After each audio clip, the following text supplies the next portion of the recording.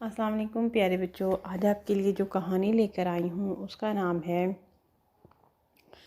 एक टांग से माजूर शहज़ादी। एक शहज़ादी जंगल में सैर के लिए गई थी।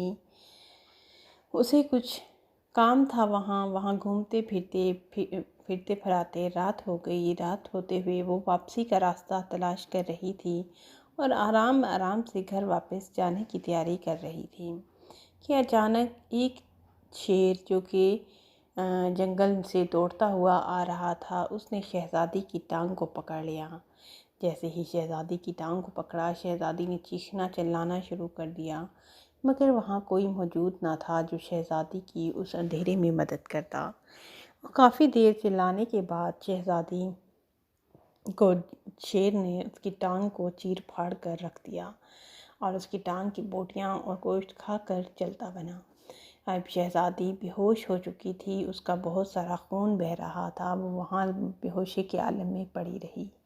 3 दिन गुजरने के बाद एक लकड़हारा वहाँ लकड़ियाँ काटने आया तो उसकी नज़र वहाँ से गुज़रते हुए खून पर पड़ी, तो वो खून के जहाँ जहाँ से रास्ता था, छींटे बने हुए थे, वो उस तरफ चल दिया।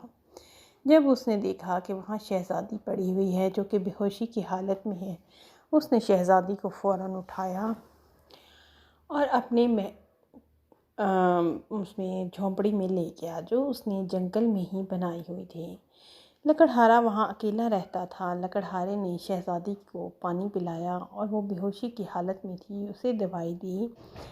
वो कुछ होश में आ गई तो उसने उसकी टांग की मरहम पट्टी करना शुरू कर दी।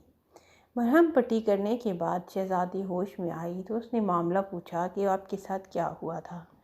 शहज़ादी ने तमाम कहानी सुना डाली कि वो वापसी के लिए अपने घर जा रही थी। वो यहाँ कुछ जड़ी बूटियाँ लेने आई थी जो कि किसी हकीम ने उसे बताई थी।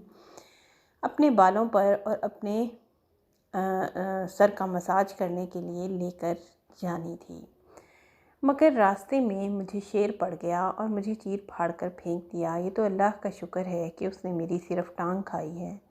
अगर अल्लाह चाहता तो मुझे पूरी को खा जाता। मुझे बचाने वाला यहाँ कोई नहीं था। मैंने खूब चीख पुकार की, मगर कोई ना आया।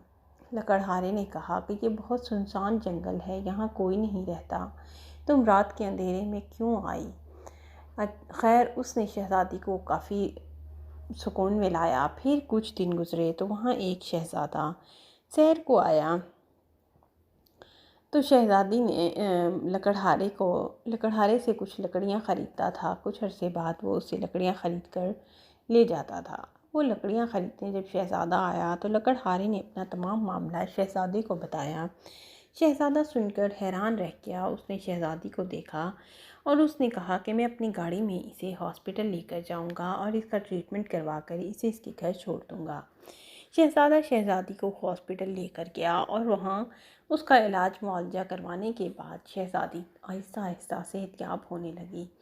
जब वो खुद सेहतयाब हो गई तो उसने उसे शहज़ादी के घर पहुंचा दिया। शहज़ादी की बूढ़ी माँ वहाँ उसका बहुत बेताबी से इंतज़ार कर रही थी। वो ना कहीं जा सकती थी और ना उसे इल्म था कि शहज़ादी रात के अंधेरे में कहाँ गई थी। अपनी बेटी को सही सलामत पाकर शहज़ादी बहुत खुश की माँ बहुत खुश हुई। शहज़ादी की माँ ने शहज़ादे को बहुत दुआएं दी और फिर शहज़ादा वहाँ से चला गया।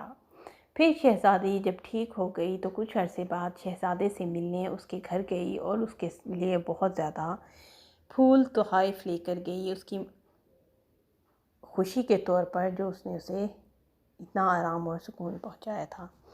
प्यारे बच्चों, यहाँ आपको क्या करना है, यहाँ आपको मेरे चैनल को सब्सक्राइब करना है और बेल आइकन का बटन ज़रूर दबाना है। Thank you. अल्लाह हाफ़िज़।